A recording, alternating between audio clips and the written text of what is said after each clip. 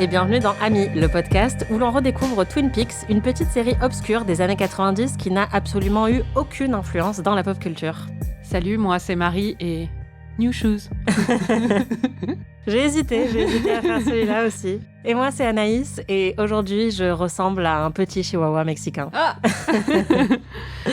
Cette semaine, on a regardé les épisodes 6 et 7 de la saison 2 de Twin Peaks, intitulés respectivement Demons et Lonely Souls. wow. Si vous avez déjà vu Twin Peaks, vous savez que ces épisodes contiennent des rebondissements importants. Si vous ne les avez pas encore vus, on vous suggère d'aller les regarder et de revenir plus tard. C'est bon, on est entre nous ? Alors ça y est, on peut le dire. Dans l'épisode 7 de la saison 2 de Twin Peaks, on découvre qui a tué Laura Palmer. Ah bon? Mais le plus gros twist, c'est que Marie, qui fait sa timide là, notre novice de Twin Peaks, a réussi à résoudre le meurtre avant l'agent Cooper. Ouais, l'agent Cooper l'a toujours pas résolu. Donc. Bah, c'est ça, donc c'est avant techniquement. J'étais hyper enthousiaste et très fière de moi. J'avais raison.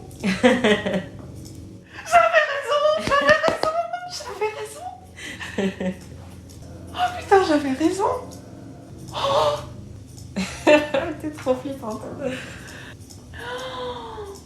C'est tellement flippant, c'est horrible. Sachez que j'ai aussi la vidéo de ce moment et je la vends très très cher. Non, Contactez-moi. je censure. Bon, on va évidemment revenir sur tous ces incroyables rebondissements, mais avant ça, Marie, on va écouter les prédictions que tu avais faites pour ces épisodes 6 et 7. Précédemment dans Amis. Bon, James va venir sauver Maddie et machin, là. Il va y avoir des développements avec Harold, j'imagine. Je sens un découragement total chez toi. Non. Moi, ce qui m'intéresse, en fait, c'est Audrey, comment elle va se remettre, parce qu'on lui a quand même mis beaucoup de drogue dans le corps, la pauvre. Oui. Ben Horn, ça m'intéresse toujours, ce qui se passe à son niveau. Leland aussi. Ce que je crains un petit peu, c'est qu'on va beaucoup développer Tojo Hamura, que le juge va rester aussi et qu'il va y avoir des nouveaux développements à ce niveau-là. J'imagine que Cooper et la greffière du juge, il a eu l'air assez séduit par elle dès la première fois où il l'a vue, donc je pense qu'ils vont peut-être tirer un peu un fil là-dessus aussi. Je pense pas qu'on va savoir qui a tué Laura Palmer dans les 2 prochains épisodes. J'ai perdu espoir de toute façon. Là, dans ma tête, j'étais là, yes. Ouais, j'étais complètement à côté de la plaque. Hein. À part le fait que James allait sauver Maddie. Ouais. Mais ça, c'était tellement évident que bon, voilà. Bon, tu auras ton moment de gloire plus tard dans l'épisode, t'inquiète pas. Marie, à chaque fois, tu nous prépares un petit résumé. Alors, en 1 minute, est-ce que tu peux me dire ce qu'il s'est passé dans ces épisodes 6 et 7 ? Quand je me suis lancée dans cette aventure, Putain. je pensais avoir signé pour des heures de scènes absurdes, pour des épisodes lents et incompréhensibles, pour des rêves chelous, des tartes à la cerise, des paysages pluvieux et peut-être quelques voyages interplanétaires ici et là. Je pensais que j'allais m'ennuyer, je pensais que j'allais me sentir stupide et dépassée, mais je ne pensais pas, franchement, que j'allais me retrouver face à la scène la plus traumatisante de l'histoire de la télé, un moment si cruel et tordu qu'il va me hanter jusqu'à la fin de mes jours. Je veux bien entendu parler de New Shoes. Alors, New Shoes, c'est le nouveau slogan de Léo qui passe ses 2 épisodes à baver son porridge C'est horrible. pendant que Shelly et Bobby se roulent des pelles sous ses yeux. C'est vraiment horrible. Et pourtant, j'ai très peu de sympathie pour lui. Pendant ce temps-là, Nadine continue de revivre ses plus belles années de pom-pom girl et martyrise Ed grâce à sa force surhumaine. Et franchement, j'adore. Je l'ai déjà dit, mais je veux vraiment voir cette sitcom. Je l'imagine un peu comme un mix entre Goodbye Lenin, Hulk et WandaVision. J'achète tout de suite. Harold Smith se suicide et après la crise cardiaque du docteur Jacobi, je dois dire que Donna et James laissent vraiment une traînée de cadavres derrière eux. Ils sont très très efficaces. Catherine, apparemment, n'a jamais reçu le mémo sur le racisme. Alors, se déguiser en asiatique et prendre un faux accent japonais, c'est pas ok, Catherine. Même si c'est pour assouvir sa vengeance. Et franchement, en tant qu'énorme fan du Comte de Monte Cristo, de Kill Bill et du Club des Ex, mon seuil de tolérance niveau vengeance est très élevé, mais là, vraiment, il y a des limites quand même. Quoi d'autre ? Audrey raconte à son papa comment il a essayé de la niquer, donc c'est très très gênant. C'est clair. Et Josie Et il dit, ah ouais, c'est vrai, c'est gênant quand même. Et Josie se barre, et puis c'est tout, hein. Il y a rien d'autre, il se passe rien d'autre. Non, je crois que c'est tout, t'as Ouais, bien voilà. fait le tour. Ouais. Marie, est-ce que tu as des questions ?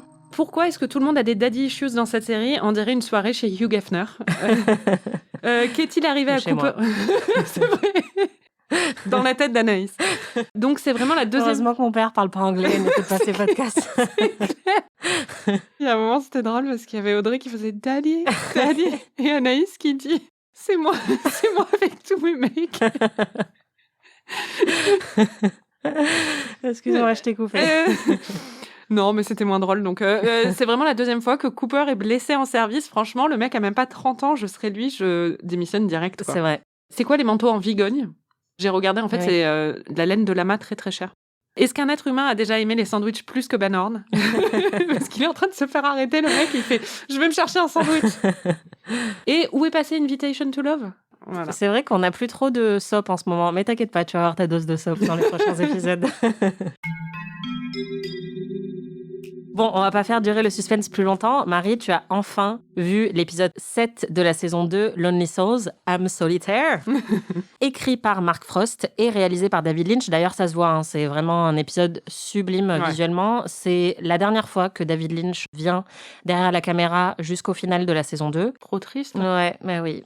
J'attendais avec impatience qu'on arrive à cet épisode, tu t'en doutes, puisque c'est celui où l'identité du meurtrier de Laura Palmer est révélée. Alors, ce qui est intéressant quand tu dis ça, c'est qu'en fait, je me suis un peu demandé quand j'ai revu les épisodes hier soir si c'est vraiment lui, en fait. Parce qu'il est possédé par Bob, et si c'est un démon. Il a pu posséder d'autres personnes. Enfin, j'étais là, peut-être que je m'emballe et que je crois que j'ai résolu ce meurtre, et en fait, pas du tout.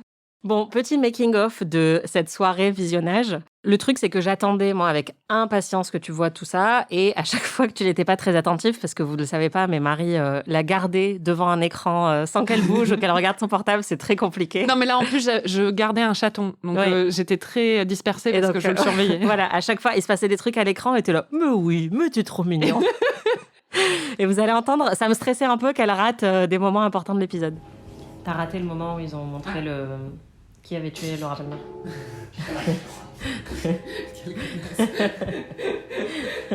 Tu devais être insupportable. J'ai pas eu d'attention pendant 3 secondes. En même temps, si tu me donnais autant d'attention que t'en as donné à ce chat, ou à Twin Peaks, parce que moi, je m'en fiche, mais... Non, mais attends, je détournais le regard pendant une demi-seconde et je me faisais engueuler, quoi. On n'avait pas prévu de voir l'épisode ce soir-là, mais en fait, tu as eu un problème de train. Il y a eu une grève de train. Voilà. Et tu devais partir de Paris le lendemain et tu m'as dit, bon, c'est pas grave, je regarderai l'épisode toute seule à Marseille. À Marseille, voilà. J'étais un peu paniquée, j'étais là, non mais c'est pas grave, je vais venir chez toi. Je me suis dit, bah dis donc, il se passe des choses dans cet épisode, tu l'as bien vendu. Parce que t'as dit, non, mais il y a plein de trucs un peu absurdes ou je sais pas quoi. Mais j'étais là, elle est prête à traverser Paris à 20h30. Alors qu'on était épuisés. Alors qu'elle est allergique au chat en plus, et qu'il y a un chat chez moi. Mais c'était vraiment crucial et honnêtement, je ne regrette pas cette décision. Là où je me suis doutée, en fait, c'est quand j'ai vu le nom de David Lynch comme réalisateur du 2e épisode. Parce que déjà, le fait que t'étais prête à traverser Paris m'avait un petit peu indiqué qu'il y avait un truc important. Et là, quand j'ai vu le nom de David Lynch, je me suis dit, tiens... Bon, on va enfin savoir qui a tué Laura Palmer. Ouais, je pense qu'on va savoir. Si je devais dire qu'on allait le savoir, je pense qu'en fait, ce serait tellement random que ça arrive au 7e épisode de la saison 2 que ce serait drôle, quoi. Ouais. Et que ce serait... ça correspond à l'idée que je me fais de l'humour de David Lynch, en fait. Et de son côté un petit peu, je vous emmerde, quoi, tu vois. Dit la meuf qui n'a jamais vu un seul film de Lynch. C'est clair. Mais je comprends vraiment l'âme lynchienne, en fait. Mais honnêtement, je sens que lui et moi, on est un peu connectés. Bah écoute, vraiment, je n'aurais pas soupçonné ça avant qu'on commence cette saison du podcast, mais comme tu le sais, je suis ravie de ce retournement de situation. Bon, et on l'a entendu, du coup, au moment où la révélation a eu lieu, tu as eu une réaction géniale. J'avais raison.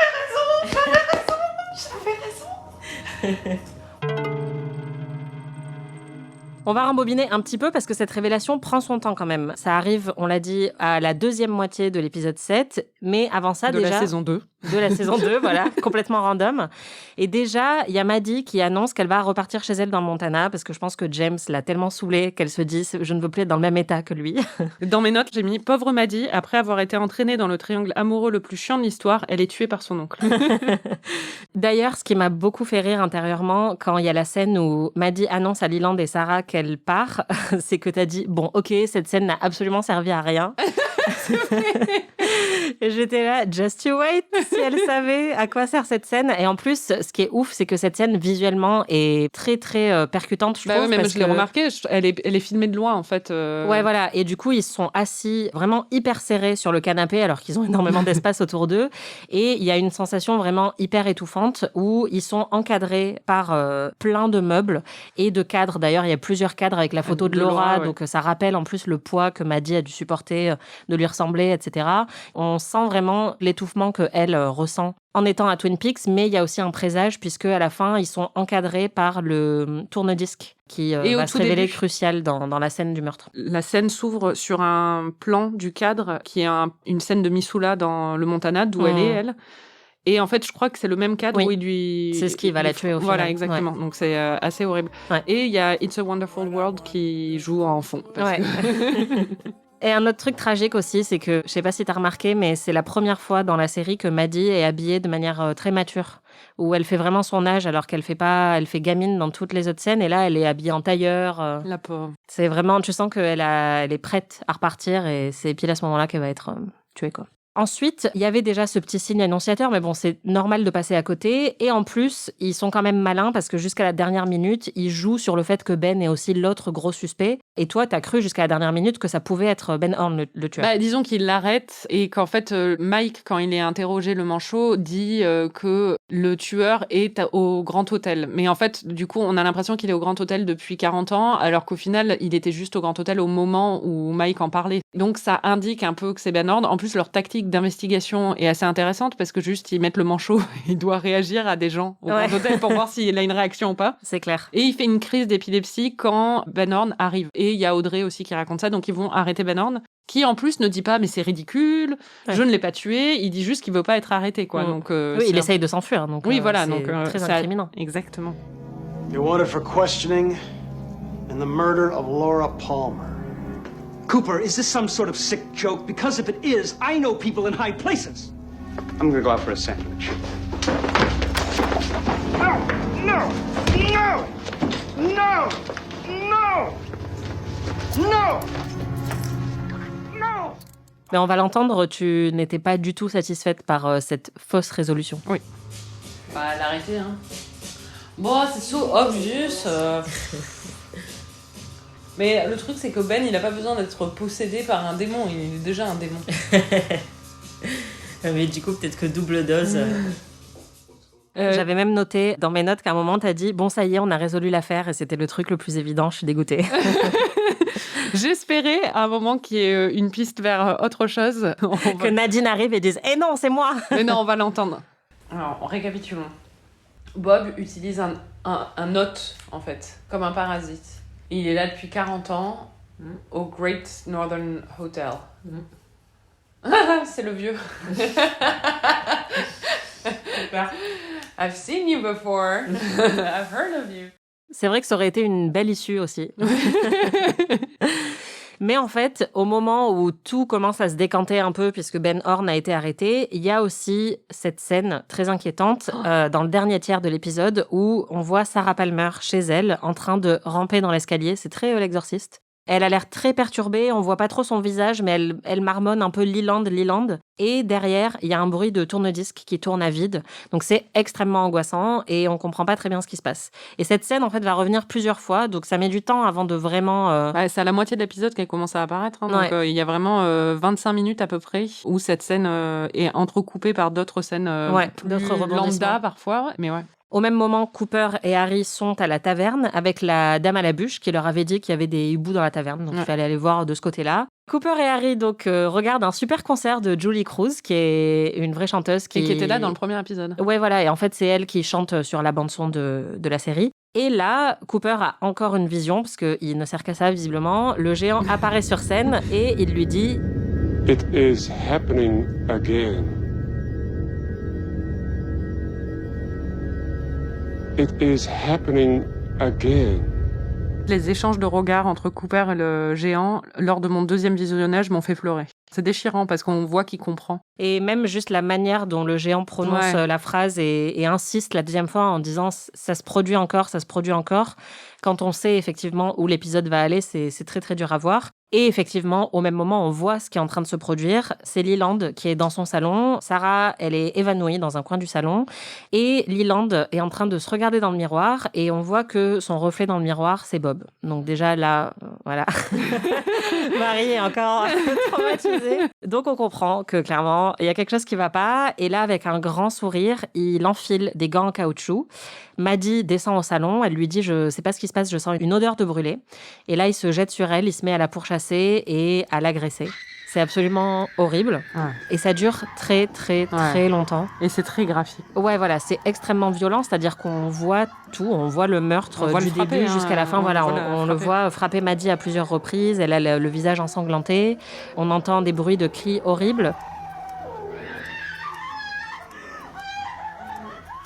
La mise en scène est vraiment viscérale. Déjà, c'est quasiment tout au ralenti. Et du coup, les cris sont déformés par le ralenti. On dirait presque un film animalier, en fait. Ça fait vraiment des bruits d'animaux. Et effectivement, on voit les coups directement. Il ne masque pas du tout, il ne suggère pas du tout le meurtre, il nous le montre. Et je pense que ce qui est d'autant plus difficile, c'est qu'en plus, on voit à travers le meurtre de Maddie, le meurtre de Laura. Parce que lui, on comprend qu'il est en train de revivre un peu ça. Il n'arrête pas de l'appeler Laura. Il la prend d'ailleurs dans ses bras, il se met à danser avec elle. C'est glaçant. Et du coup, on a un peu l'impression d'assister aux deux meurtres de la série, et pas seulement celui de Maddie, mais aussi à celui de Laura. Donc forcément, on va l'entendre, tu étais pas bien. On peut dire ça. Putain, c'est hyper flippant. Ah, c'est horrible. Ah, c'est horrible, mais c'est horrible.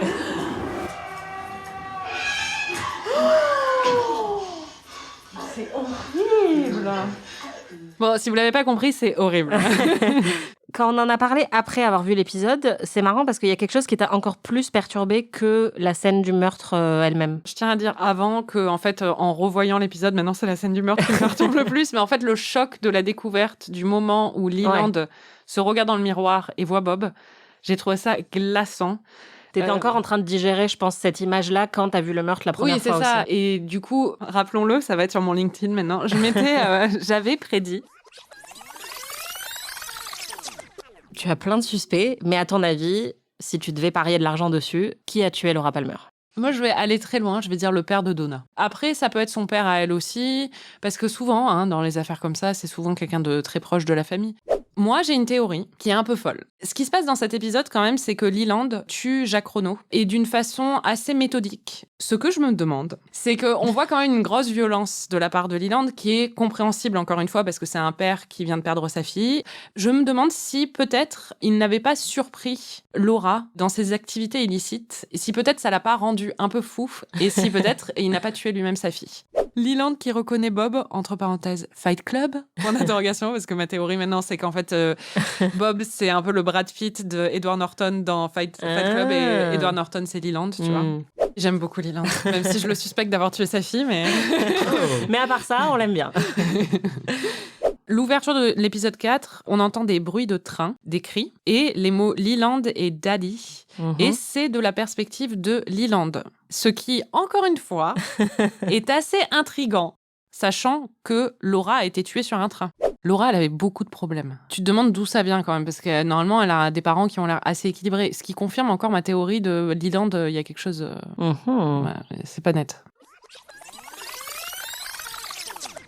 Mais en même temps, je pensais pas quand même que ça allait vraiment être ça. Et surtout, c'est un peu le pire scénario imaginable. Je trouve que c'est vraiment la résolution la plus cruelle et la plus horrifique qui soit. Et vraiment ce moment où Leland regarde Bob dans le miroir et qui a ce visage qui le... Bon, déjà, Bob est effrayant. Désolé pour ce costumier ou ce décorateur de plateau, mais vraiment, il a une tronche terrifiante. Et en plus, vraiment, il y a cette idée... Je suis une grande angoissée de la vie, donc l'idée de perdre le contrôle, en général, j'aime pas ça. J'aime pas prendre l'avion, j'aime pas perdre le contrôle, mais l'idée de perdre le contrôle de soi-même ou d'avoir, par exemple, une double personnalité ou les trucs de possession dans les films d'horreur, c'est commun dans les films d'horreur parce que c'est terrifiant, en fait, de plus être dans le contrôle de son corps. Et cette idée-là, de ce personnage qui jusqu'à maintenant était pathétique et assez sympathique aussi. Il était souvent une source de tragique et de comédie. Là, d'un coup, on a l'impression qu'il perd prise complètement et que c'est quelqu'un d'autre qui prend le dessus et qui lui fait faire des choses horribles. Et ça, c'est juste traumatisant, quoi. D'ailleurs, on l'a pas dit, mais dans la scène, on alterne entre Leland et Bob. Oui. Donc, on comprend vraiment que c'est les deux qui sont en train de... Enfin, on comprend pas trop lequel est le dessus, mais clairement, on ne voit pas que Leland ou que Bob en train de tuer Maddie. Mais il y a un moment où, en fait, je crois que c'est Leland, mais qui dit à Maddie, Leland m'a dit que tu partais. Ouais. Donc, on comprend que c'est Bob qui parle. Mais c'est vrai que pour moi, le moment le plus choquant, là, en revoyant la scène, c'est quand on voit Bob qui la frappe, et d'un coup, ça change, et on voit Leland. Et c'est beaucoup plus réaliste, même au niveau de la caméra, de la façon dont c'est filmé. Je pense qu'il y a un filtre quand c'est Bob, alors que, enfin, où il y a l'éclairage est différent, ouais. Et c'est d'une violence, mais inouïe. Et vraiment, ce passage d'une personnalité à l'autre, ça, c'est très, très perturbant. Et j'avoue que ce soir-là, j'ai un peu mal dormi. Non, mais je confirme, enfin, je pense que c'est une des scènes les plus graphiques et les plus violentes de toute la filmographie de Lynch, en fait. Et de l'histoire de la télé, quoi. Et ouais, et de l'histoire de la télé, vraiment. Enfin, on a l'habitude, pourtant, on en a vu des meurtres et des scènes de violence, que ce soit dans Game of Thrones ou Breaking Bad ou The Wire. Mais là, c'est tellement viscéral et puis ça dure 4 minutes. C'est très, très, très, très long. En fait, il y a plusieurs niveaux de violence. Il y a la violence physique de la scène, qui en plus est très longue, comme tu dis, mais il y a la violence psychologique de ce que ça dit derrière, c'est-à-dire, encore une fois, ce personnage auquel on s'était attaché, qui d'un coup s'avère être un meurtrier, et en plus, ce que ça dit sur lui ou pas, et l'aspect tragique peut-être de sa situation à lui ou pas, enfin, ça c'est assez bouleversant. Il y a aussi l'état de sa femme. Tout ce que ça évoque, c'est assez traumatisant aussi. C'est traumatisant sur tous les aspects à peu près. Attends, mais il reste beaucoup de temps là, parce que ça me dégoûte. Ah non, il reste beaucoup de temps. Je voulais que ça se finisse. Je suis choquée, hein. Je suis toujours choquée. Bah ouais, mais du coup, je voulais te demander, qu'est-ce que t'as pensé en général de cette révélation ? Est-ce que tu trouves que c'est bien fait ? Je trouve que c'est très très bien fait. En plus, il nous avait emmenés dans plusieurs directions avant, et avec l'histoire de Ben Horn, on pense que ça y est, c'est résolu. Bon, c'est assez classique, hein, mais c'est très bien fait. Et surtout, je trouve que en fait, la superposition de cette scène avec la scène de la taverne et avec le géant, les interactions entre le géant et Cooper, et aussi la musique et les réactions de tout le monde dans la taverne, je trouve ça magistral, honnêtement, toute cette scène. Parce que d'un côté, il y a quelque chose de très beau et de très émouvant, et de l'autre, quelque chose de complètement glaçant. J'ai été assez scotchée. C'est considéré comme un des meilleurs épisodes de télé de tous les temps, et moi, je le pense clairement. Ces dernières séquences, à la fois le meurtre et ce qui se passe à la taverne, c'est absolument inégalable, c'est sublime, c'est très très dur à regarder et en même temps c'est très émouvant. C'est une grande grande réussite et je trouve que sur la révélation de l'identité du tueur, le fait d'avoir choisi Leland, je trouve aussi que c'est très bien parce que c'est quand même surprenant, c'est-à-dire que... Non mais tu vois... Not for me. Non, je plaisante. Bah, si, parce que c'est ça en fait qui est génial, c'est que c'est à la fois évident. Quand tu l'apprends, t'es là, ah bah oui, ça fait tellement sens. Et en même temps, t'es quand même surpris. C'est-à-dire que si c'était Ben Horn, ce serait pas surprenant. Mais là, il y a quand même une surprise, il y a quand même un choc. Et en même temps, c'est parfaitement logique, en fait, même comme tu l'avais dit dès le début, c'est la famille. C'est complètement logique et c'est pas un personnage what the fuck qu'on n'avait pas vu de toute la série qui arrive à la dernière minute, comme on le voit dans certaines séries procédurales où à la fin, quand le meurtrier est révélé, t'es là, ah ouais, bon d'accord. Ouais, non, c'est ça. C'est-à-dire que ce qui est intéressant, c'est qu'en fait, il est suspect dès le début. J'ai re-regardé toutes les scènes de Leland et de Bob aussi, depuis le début de la série. Et quand Leland apprend la mort de sa fille, je me souviens que j'avais dit que c'était suspect que les parents réagissent aussi vite. Et que la mère, par exemple, suspecte qu'il soit arrivé quelque chose de très grave à sa fille, alors que ça fait 5 minutes qu'elle trouve pas sa fille un matin. Mais après, on a tellement d'éléments qui le rendent sympathique, qui le rendent tellement... déchiré par la mort de sa fille est tragique que même en suspectant, on n'y croit pas vraiment, quoi. En plus, Ray Wise est vraiment très, très, très, très bon dans le rôle. Parce qu'il arrive à tout faire, effectivement. Il est sympathique, il est charmant, il est drôle, il est pathétique et il est glaçant aussi dans ses scènes. Mais c'est vrai qu'il y avait beaucoup d'indices et plus on arrivait vers cet épisode, plus moi j'avais peur parce que je sentais que tu étais quand même sur la bonne piste. Oui, parlons un peu de ça. Qu'est-ce que ça t'a fait d'être amie avec quelqu'un qui a compris très, très tôt? C'était hyper saoulant.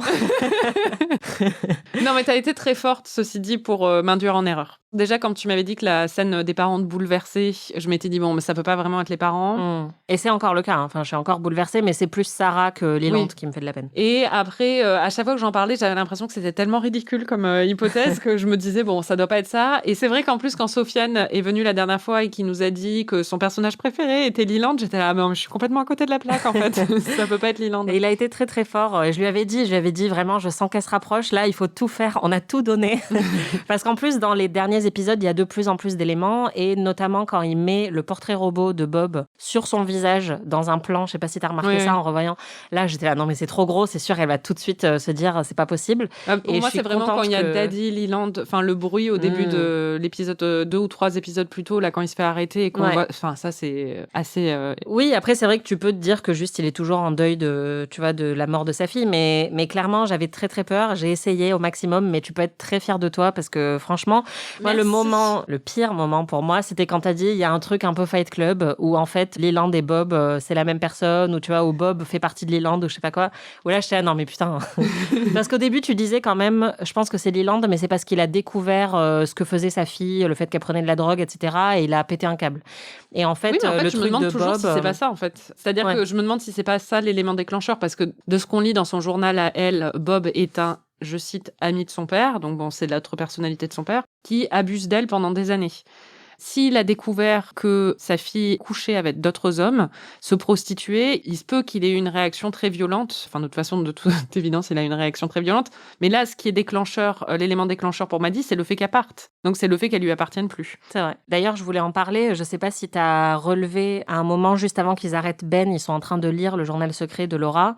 Et effectivement, il est écrit que Bob est une présence depuis son adolescence. Et qu'elle a été violée, en fait, à répétition. Et donc, c'est pour ça qu'au tout début, quand tu me disais est-ce que ça va me déprimer et que je sais pas trop te dire, mais c'est parce que, en fait, Twin Peaks, c'est une série sur l'inceste aussi, quoi. Quand j'y repense maintenant, la vision de Sarah Palmer, quand elle voit Bob entre les barreaux du lit de sa fille, ça, c'est, oh là là, c'est horrible. Quand on sait ce que c'est, en fait, et c'est ça le plus glaçant avec le recul, c'est de se dire qu'en fait, il a abusé d'elle en tant que Bob, mais enfin bon, voilà, pendant des années. Et vraiment, ça, c'est traumatisant, quoi. Ouais, et justement, il y a une ambiguïté dans cette résolution, puisqu'au final, on le voit tuer Maddie, mais on ne sait pas encore exactement ce qui se passe et quel est le lien avec Bob. Comment, toi, t'as interprété tout ça ? Parce qu'il y a eu beaucoup de théories sur la fin de cet épisode. Je me demandais s'il allait avoir une résolution après et si on allait savoir. C'est-à-dire qu'il y a plusieurs options.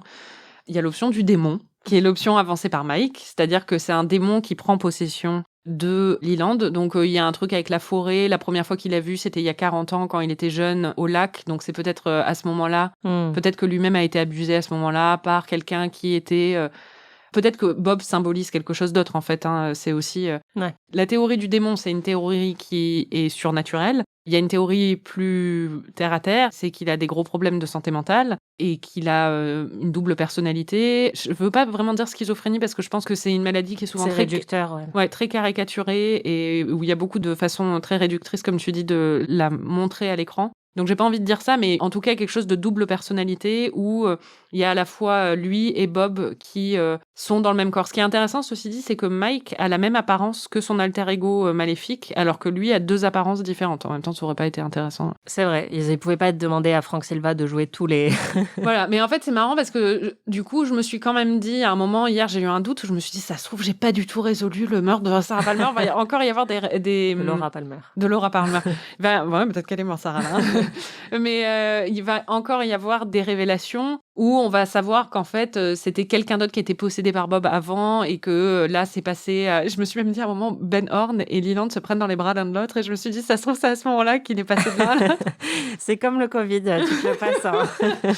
Non, mais c'est absurde tout ça. Moi, je pense que ma théorie est ce que je pense le plus évident et c'est aussi le plus tragique du coup, c'est qu'il a une double personnalité et que c'est un problème de santé mentale. Et ça, c'est terrifiant. L'analogie qu'on peut faire avec la question de la santé mentale, c'est le fait que pour justement taire Mike, Philippe Gérard, le manchot, doit s'injecter des médicaments. Oui, bah oui. Alors, je sais que tu avais plein de questions sur...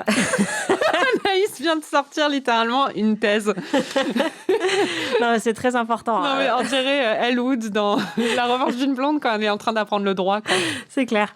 Mais je savais que tu avais beaucoup de questions sur la révélation. C'est quand même peut-être l'épisode le plus important de Twin Peaks. Et on l'a entendu au début, tu te disais que la raison pour laquelle ce serait révélé dans l'épisode 7 de la saison 2, c'est parce que ça ferait bien marrer David Lynch et que ça correspond bien à son esprit un peu... Oui, en tout cas, je trouve ça marrant que ce soit aussi random, quoi. Que ce soit l'épisode 7 de la saison 2. Oui, alors que 22 épisodes avaient été commandés, donc ils pouvaient aussi attendre la fin de la saison. Et on l'a déjà dit, l'attente pour résoudre le meurtre paraissait vraiment longue aux téléspectateurs. C'était inédit, ils en pouvaient plus. Il y avait un critique du LA Times qui avait écrit à la fin de la saison 1 « Je suis épuisé ». I love the show, but give me a break. Putain, le mec, il n'avait pas encore connu le Covid, Lost. Et voilà, c'est ça. Mais je trouve que cet article du LA Times, c'est une bonne illustration du niveau d'agacement suscité par la série à l'époque et par toutes les théories qu'il y avait autour qui étaient vraiment complètement folles, où il écrivait à la fin « Oui, je sais, Waldo l'oiseau a été assassiné par Léo, mais ne soyez pas naïfs. Est-ce qu'on est vraiment sûr que c'était Waldo et pas un autre oiseau dont Waldo a planifié l'assassinat pour mettre tout le monde sur une mauvaise piste ?»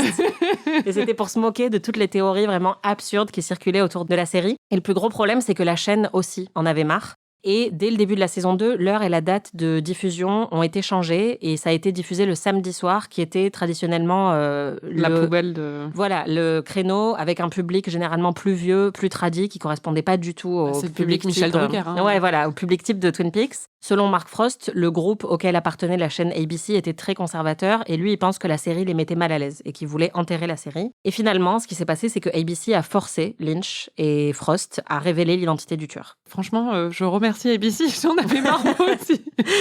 C'est clair. C'est pas cool au niveau créatif, mais en tant que téléspectatrice... Ouais, c'est clair. Et puis ce qui est impressionnant, c'est qu'ils ont réussi à en faire un épisode absolument historique, mais les acteurs ne le savaient pas à l'avance, vraiment, parce qu'ils n'avaient pas prévu de résoudre le meurtre. Donc Ray Wise, qui espérait vraiment que ce ne serait pas Leland, parce qu'à l'époque... Ah, il savait pas que ça allait être Leland ? Non. Mais David Lynch savait que ça allait être Leland depuis le début. Oui, Ray Wise, il sentait que c'était une possibilité, parce qu'il faisait partie des gros suspects, mais il espérait vraiment que ce serait pas lui. Et en fait, avant de tourner l'épisode 7, Ray Wise, Richard Beymer, qui joue Ben, et Cheryl Lee, qui joue Maddie et Laura, ont été appelés dans une pièce pour apprendre la nouvelle. Et Lynch a dit à Ray Wise, ça a toujours été toi. Parce que clairement, on sent, comme il y a des indices qui sont semés dès le début, que Lynch et Frost, eux, ils avaient quand même une petite idée. Bah oui, même le plan sur le ventilateur à chaque fois, sur les escaliers et tout ça, chez Leland, il y a vraiment quelque chose où tu sens que... Voilà, c'est ça. Dès le début, en fait, on peut retracer. Et apparemment, ils avaient donné l'info à Jennifer Lynch, qui a écrit le journal secret. Donc, c'était vraiment les 3 seules personnes à savoir que c'était Leland. Et d'ailleurs, un truc qui n'a pas changé aujourd'hui, qui se fait toujours, c'est le fait de tourner des fausses scènes, puisqu'ils ont tourné la scène avec Leland, la scène avec Bob et la scène avec Ben Horne, pour être sûr qu'il n'y aurait pas de fuite et pour être sûr que... Moi, j'aurais pu leur dire que c'était Leland. C'est clair.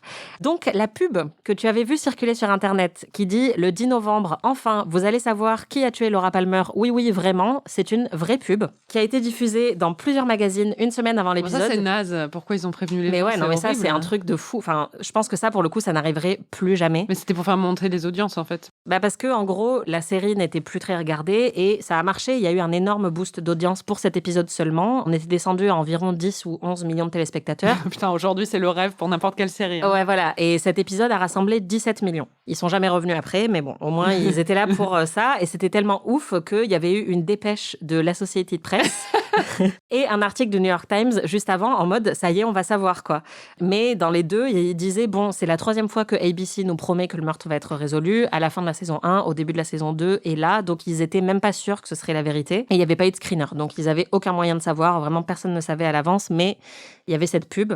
Et le synopsis envoyé à l'avance de l'épisode est hyper détaillé. Il disait « l'identité du tueur de Laura Palmer sera révélée, tandis que Cooper et Truman continuent leur enquête, gna gna gna. Et Leland Palmer essaie de dissuader Maddie de rentrer chez elle. » C'est un truc de fou qu'avant, ils aient mis une pub en disant « c'est ce soir que vous allez savoir ». Enfin, c'est un truc de malade, je trouve.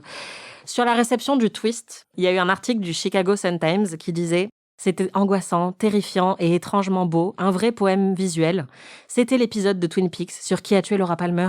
Et attendez, c'est quoi ce bruit ? Hélas, je pense que c'est le son des milliers de lecteurs qui ont déjà tourné la page. » Moins d'un an après son lancement, moins d'un an après l'explosion de couvertures de magazines et de critiques dithyrambiques, Twin Peaks est désormais aussi froid et sans vie que le corps emballé dans du plastique de Laura Palmer. Violent, en plus j'étais d'accord avec le début, mais là c'est tellement violent. Ouais, mais en fait c'est ça le truc, c'est que tu m'as dit tout de suite après avoir vu l'épisode comment les gens ont réagi, et en fait plus grand monde regardait Twin Peaks. Donc au final, ça n'a pas été, tu vois, comme le Red Wedding ou quoi, parce que la série avait déjà dépassé son pic d'audience. Donc il n'y a pas eu, par exemple, j'ai cherché vraiment des reviews de cet épisode, il y en avait vraiment pas beaucoup. Sur Twitter, il y avait une vidéo qui circulait, il y a plein de gens qui m'ont tagué. Après, je pouvais pas trop regarder parce qu'il y avait des spoilers dans les réponses, mais c'était les fans lors du dernier épisode de la saison 1. Ils étaient tellement vénères de pas trouver qui c'était. Ils étaient en train de hurler contre leur téléviseur et c'était très très drôle. Non, mais c'est ça. Et en fait, les gens s'étaient découragés. Après, côté fans, genre vraiment les fans qui étaient toujours là, la réception a été plutôt bonne. J'ai lu des posts de forums de l'époque, puisque vraiment Twin Peaks, c'était une des premières séries internet. Et il y a quelqu'un qui avait dit, voilà, c'était absolument irregardable, tellement c'est horrible et brutal, mais je vais le revoir au moins plusieurs fois cette semaine.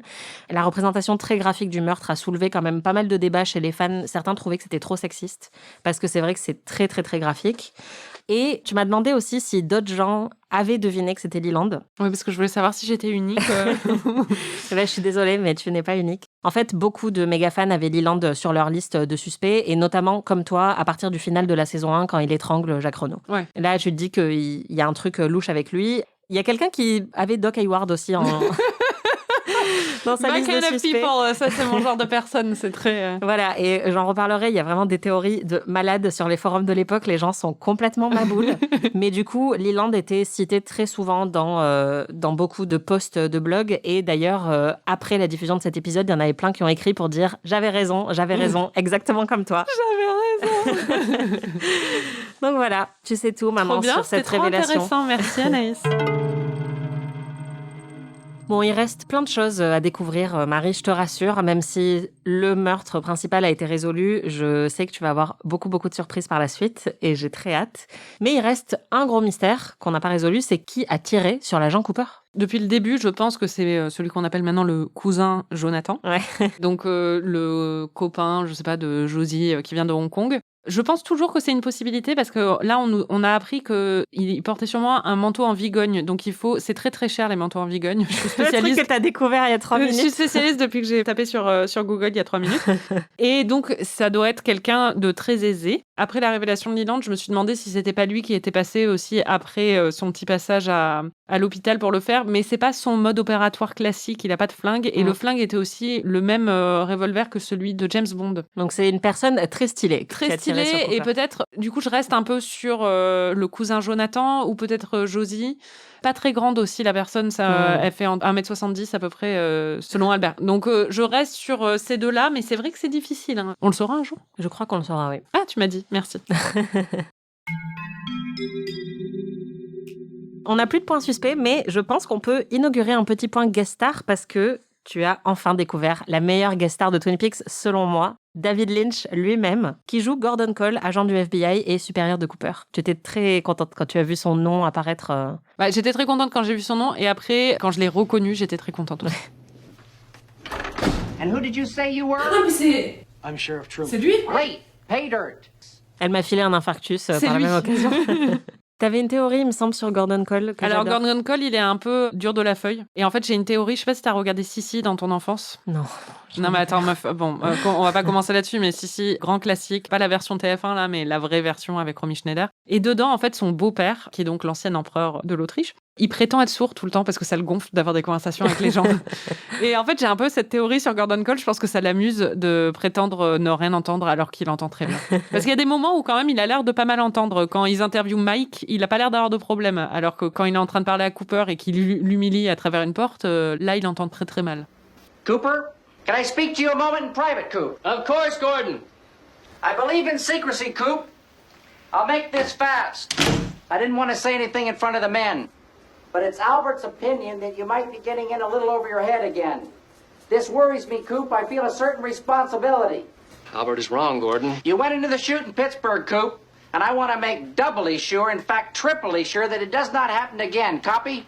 C'est ça, c'est très aléatoire, mais moi, c'est ça que je trouve génial avec ce personnage, parce qu'effectivement, en fait, il a que des dialogues de sourds avec tout le monde, où quelqu'un lui parle de l'enquête et il dit « Non, ça va, merci, j'ai déjà mangé ». Ou alors, quand effectivement, il dit « Moi, je crois en la discrétion », et ils vont s'isoler dans une pièce à côté et il hurle ses théories, et tout le monde peut l'entendre, parce qu'évidemment, il est sourd. Vraiment, Gordon Cole, c'est mon number one, quoi. Je l'adore. On va faire quand même une petite minute théorie du complot. Il y a un autre grand mystère dans ces épisodes. C'est au moment où Sarah Palmer est en train de ramper dans le salon, dans une scène assez tragique et glauque, elle a une vision d'un cheval blanc. Tout à fait. À ton avis, que symbolise ce cheval blanc ? Alors... Je précise qu'il y a une sorte de réponse quand même. C'est un peu comme les hiboux. C'est un truc qui a été suranalysé de ouf pendant des années, mais c'est quand même marrant d'essayer de trouver une théorie Reddit un peu folle. Alors moi, le truc évident de base, c'est le cheval blanc. Un prince qui arrive sur son cheval blanc, en règle générale, il vient sauver quelqu'un. Donc je pense qu'elle est dans un moment de grande détresse. En plus, elle a un espèce de mini-sourire quand elle le voit. Elle pense qu'on va venir la sauver ou quelque chose comme ça. Enfin, c'est un élément d'espoir dans un moment de désespoir profond. Après, le seul truc, c'est que comme tu disais tout à l'heure, c'est qu'il y a pendant le meurtre, Bob fait des sons qui ressemblent à des sons de chevaux, en fait.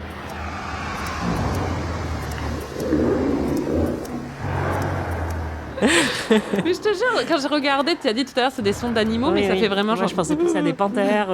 Non, ça fait... je sais pas imiter un cheval, j'ai pas été en contact avec beaucoup de chevaux dans ma vie. Mais enfin bon, bref, du coup, je me suis dit, tiens, c'est intéressant. J'ai essayé de trouver un truc. Il y a aussi le fait que Sarah Palmer, quand même, son mari a abusé de sa fille pendant des années. Je pense que c'est aussi pour ça que dès que sa fille a disparu, elle a eu une énorme angoisse. C'est parce qu'au fond d'elle, elle savait qu'il y avait quelque chose qui n'allait pas. Et peut-être que ça symbolise aussi le fait qu'elle plonge dans un monde d'illusions et de paraître. Quand il y a l'horreur de l'autre côté, littéralement, elle regarde à gauche et elle voit un magnifique cheval, alors qu'à droite, il y a son fou de mari qui s'apprête à tuer sa nièce, quoi. Clairement, tu l'as dit, avec le ventilo ou le tourne-disque, il y a tous ces objets du quotidien et de la maison qui est censé être un endroit safe, qui, dès le début de la série, sont extrêmement angoissants. Et d'ailleurs, au tout début de la série, quand elle est interrogée par les flics, quand Laura vient d'être retrouvée, elle a un air paniqué, elle regarde en haut des escaliers et elle dit qui est en haut. Oui, ils disent c'est Leland. Voilà, et ils disent c'est votre mari. Et ça aussi, gros foreshadowing, même si à l'époque, on ne le savait pas. Bon, du coup, c'est quoi ta théorie ?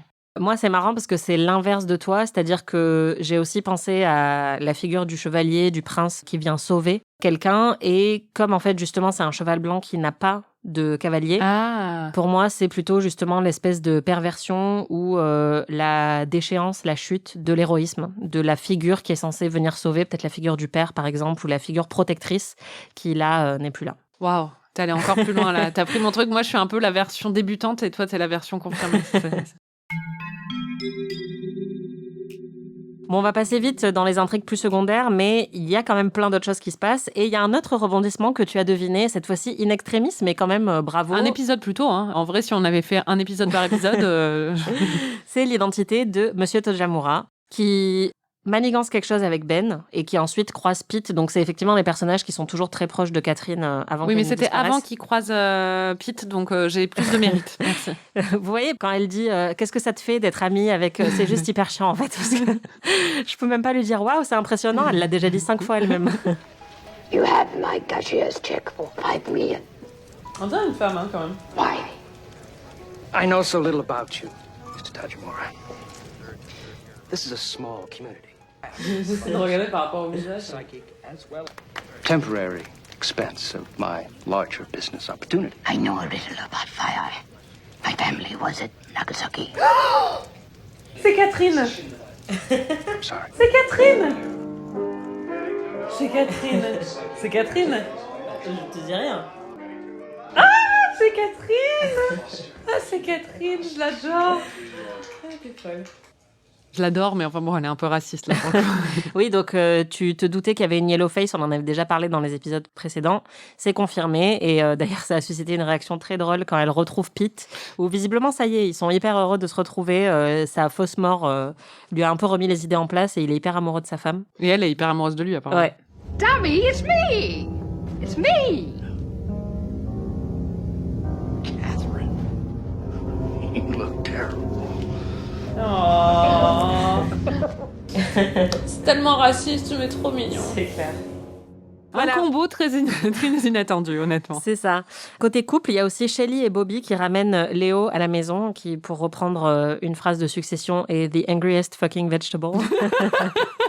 Donc c'est un peu un légume et ils sont un peu cruels. Enfin, ils font la fête devant lui, ils lui mettent un petit chapeau en carton et un petit tutu dans la bouche et ils lui mettent des lunettes de soleil. Et après, comme tu as dit, ils se roulent des pelles devant lui. Et moi, je me suis toujours posé la question, je déteste Léo, mais à chaque fois que je revois ces scènes, je me demande si c'est quand même pas un peu trop cruel. Si. Ouais. Quelle que soit la personne, il est horrible et tout ça, mais déjà, ils font une arnaque à l'assurance. Et c'est pour ça qu'il est là, quoi. C'est pas pour s'occuper de lui. Et en plus, c'est horrible, c'est cruel. Il le maltraite, quoi. À un moment, sa tête tombe dans un gâteau, il le rattrape par la queue de cheval. C'est très drôle. C'est très drôle. Mais oui, c'est très clairement extrêmement cruel et c'est de la maltraitance et c'est horrible. Mais bon, ils sont jeunes et ils sont beaux et ils sont cons. C'est vrai. On a aussi Windom Earle qui est une nouvelle fois mentionné. Windom Earle, pour rappel, c'est l'ancien partenaire de Cooper qui était dans un asile psychiatrique qui s'est évadé. Et maintenant, il semble envoyer des messages cryptés et menaçants à Cooper. Des positions d'échecs, de jeux d'échecs. Mais j'avais pas compris jusqu'à maintenant qu'en fait, il était menaçant. Et là, j'ai compris parce que Gordon dit il va falloir qu'on fasse un truc de protection parce que il est dangereux. Ouais. Donc j'étais là, oula. Et puis, il y a Harold Smith, ton personnage préféré, qui, après avoir furieusement arrosé ses orchidées une dernière fois, se pend. Et c'est pas drôle, mais ce que tu as dit juste avant de découvrir qu'il s'était pendu est très drôle. J'espère qu'il est mort. Ah non, par contre, on veut pas de mal à Hawk, hein. C'est lui le mec le plus intègre. Oh non, c'est horrible. Ah non, là, c'est vraiment horrible. Je sais, en plus, j'ai dit, j'espère qu'il est mort. Ah, c'est vraiment horrible. Oh non, l'angoisse. Ah, c'est horrible. Ah, je suis désolée. Tu iras en enfer, Marie. Ouais, clairement. Pour ça c'est sûr. On va passer au MVP. Oui, tout à fait. Qui est ton MVP cette semaine, Marie ? Alors, mon MVP, c'est Pete, qui à un moment dit à Monsieur Tojamura, mais en fait à Catherine, mais il ne le sait pas encore, justement quand il est au bar, déjà il est en train de boire un verre de lait froid à nouveau. Lui et son lait froid. Ça te plaît pas, hein. En même temps, si, parce que je bois du lait froid aussi régulièrement, mais je pense que les adultes ne devraient pas vraiment. Je pense que c'est un peu perturbant quand même de le faire. Mais en fait, pourquoi j'ai choisi comme MVP, c'est parce qu'il dit à Catherine. You like musicals? No.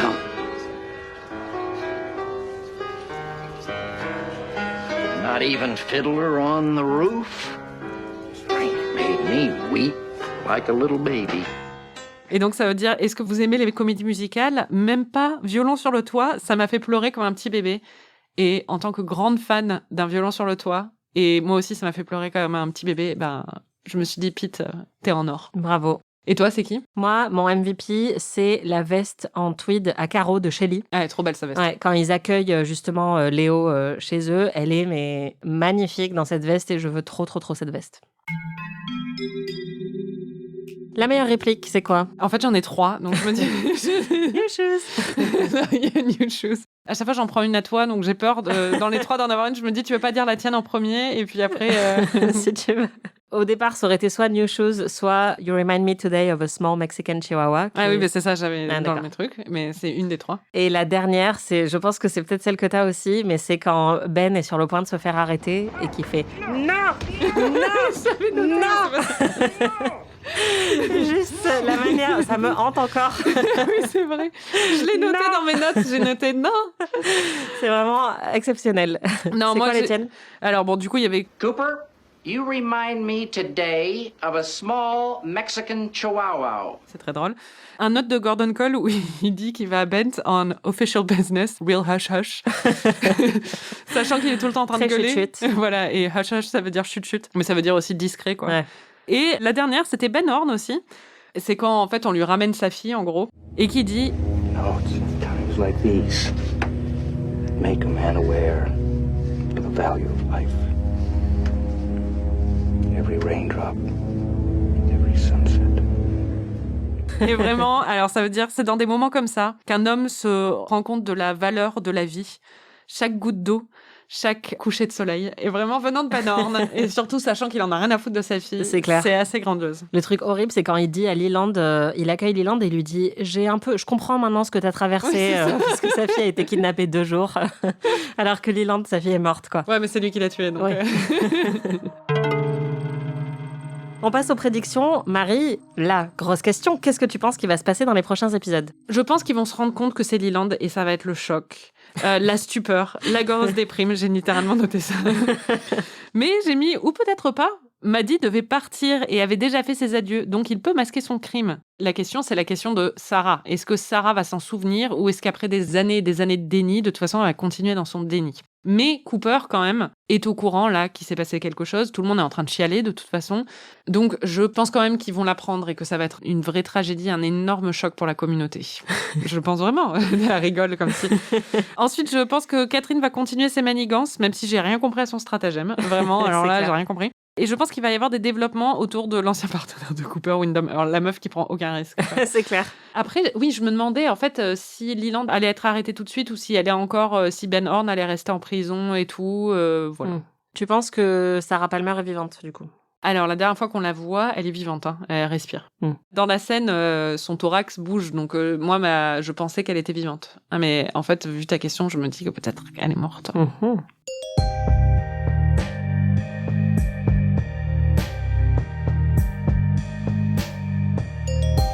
Merci de nous avoir écoutés, merci Marie, et bravo. Merci Anaïs. Vous pouvez retrouver tous les épisodes d'Amis sur slate.fr ou votre plateforme de podcast préférée. Notre prochain épisode couvrira les épisodes 8 et 9 de la saison 2 de Twin Peaks. N'hésitez pas à suivre la série en même temps que nous et à partager vos impressions sur les réseaux sociaux. Et si vous êtes fan de séries, n'oubliez pas de vous abonner à notre autre podcast PIC TV où on analyse l'actualité des séries. Si vous avez aimé cet épisode, vous pouvez nous laisser 5 étoiles et un petit commentaire. Vous pouvez aussi nous hyper auprès de tous vos amis. Nous hyper aussi. On se retrouve la semaine prochaine et en attendant, n'oubliez pas, new shoes. Amis est un podcast d'Anaïs Bordage et Marie Telling, produit et réalisé par Slate.fr sous la direction de Christophe Caron et Benjamin Ours. Production éditoriale, réalisation et montage, Aurélie Rodriguez. Musique, Victor Benamou.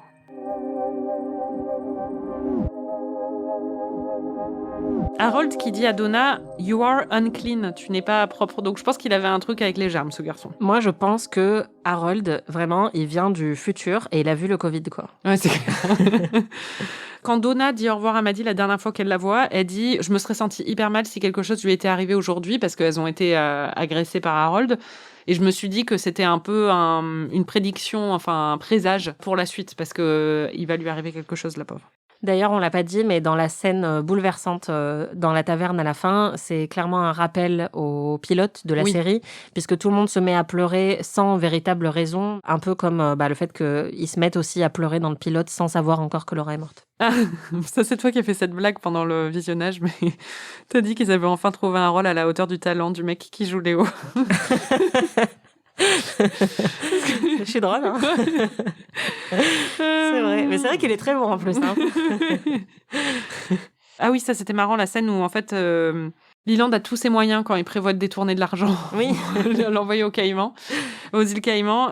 Et à ce moment-là, il a un animal derrière lui qui ressemble à un espèce de renard des neiges. Enfin, je sais pas si c'est ça. Un furet, quoi, un truc comme ça, une hermine, un truc. Ouais, un truc blanc, quoi. Enfin, et qui rappelle ses cheveux blancs et avec lequel il joue et il ramasse certains de ses poils. Enfin, c'est ça, il était tellement sympathique. Il va me manquer. Surtout Jamora, j'ai mis même Friends n'était pas allé aussi loin dans le problématique. C'est clair. Le pire, c'est quand... Elle dit ma famille était à Nagasaki. Oui, c'est horrible. Putain, sérieusement, quoi. Ah, oui, j'ai mis sur Leland. En même temps, pour aimer autant les comédies musicales, fallait forcément qu'il aille pas très bien. Bah, dis donc. C'est vrai que le Joker, c'est pareil. Oui, voilà, je parle en tant que personne qui aime beaucoup les comédies musicales aussi. Franchement, mauvaise pub pour les manchots. C'est vrai. Ah, on n'a pas trop parlé en fait du discours de Philippe Gérard, a.k.a. Mike. Mais en fait, à la fin, il dit que Bob donc est eager for fun, he wears a smile, everybody runs. Mais il dit surtout que c'est un parasite qui s'attache à une forme vivante, qu'il se nourrit de son hôte, qui se nourrit de la peur et du plaisir. Et il dit son vrai visage, seulement 2 types de personnes peuvent les voir. Les gens qui sont gifted, donc doués, et les gens qui sont damned, donc qui sont maudits. Et en fait, en y pensant, je me suis dit, les gens doués de gifted, c'est Cooper. Ouais. Et les maudits, c'est Maddie, parce que c'est les seuls qu'on a vus, c'est Maddie et Sarah, c'est les seuls qu'on a vus voir Bob depuis le début de la saison. Ouais. Enfin, de la série, carrément. Intéressant, quand Maddie lui annonce du coup qu'elle va partir, Leland est très posé, il est très bienveillant, il est très doux et il a l'air au contraire très équilibré. Enfin, c'est un des rares moments depuis le début de la série où il a l'air mature, équilibré. D'autant plus glaçant. Dans l'épisode 3, il y avait un présage aussi. Leland danse avec le portrait de Laura dans son salon et il casse le portrait, il a la main qui saigne et en fait il continue à toucher le portrait et il couvre le portrait de son sang. Donc c'est un peu un présage aussi. J'ai mis l'arrestation de Ben Horn est incroyable. Non. Grosse ambiance. Grosse ambiance à la Roadhouse. Et puis après, le papy. Ah oui, oh là là. Ouais, c'est hyper triste. Oh là là. Non, mais alors vraiment, donc il y a. C'est Leandro le Cop. Ouais. Le géant et Cooper, déjà après le meurtre, en fait, on revient à la taverne et il y a le géant et Cooper qui se regardent avec un air, mais Cooper comprend et c'est tragique. C'est vraiment très très beau. Enfin, l'échange là est vraiment magnifique. Et là, il y a le vieux qui avait laissé Cooper baigner dans son sang lors du premier épisode. Qui travaille à l'hôtel. Ouais, qui est au bar et qui vient voir Cooper et qui lui dit « je suis désolée ». Et là, c'est vraiment déchirant, quoi. Ouais. Bah, c'est vraiment, moi, ces moments qui me touchent le plus parce que tu sens qu'il se passe quelque chose qui est presque de l'ordre du surnaturel ou en tout cas qui est une sorte de surconscience, quoi, où les personnages communiquent sans qu'on sache vraiment ce qu'ils savent. Mais c'est très très beau et c'est hyper poétique. Toi, t'as des notes, Anaïs ? Quand Josie se barre et Harry la regarde, j'ai noté, c'est vraiment un dindon. Je pense que je vais dire c'est le dindon de la farce, mais... Parce que j'étais en train d'essayer. C'est un peu comme tomber dans le bateau. Mais parce que vraiment, il est là. Bah non, mais pourquoi tu pars ? Enfin, il comprend rien, le pauvre. Ouais, il est vraiment... En même temps, je comprends rien à l'histoire de Josie non plus, mais bref. Il y a une scène dont on n'a pas eu le temps de parler, mais que je trouve vraiment super. J'ai déjà dit que j'adore toutes les scènes entre Norma et Shelley. Et la scène où Shelley dit à Norma qu'elle va devoir quitter son travail, je la trouve très très belle parce que, surtout en fait, à la télé, on a tendance à voir les serveuses comme des personnes qui font un métier pourri, qu'elle déteste, et comme Rachel dans Friends d'ailleurs. Et là, en fait, elle, c'est vraiment sa famille. Elle trouve ça déchirant de devoir quitter ce travail et elle espère qu'une chose, c'est de revenir. Quoi. Ouais, voilà. Et je trouve vraiment cette scène magnifique. D'ailleurs, Bobby, ça présage rien de bon, qui dit déjà non mais il va falloir que je retourne chez mes parents parce que c'est pas nous, on s'occupe pas, enfin il va la laisser toute seule s'occuper de Léo, quoi. Bobby, clairement, il a encore un peu de maturité à obtenir. Mais je l'aime tellement. Oh mon Dieu. Voilà, c'est tout, je crois.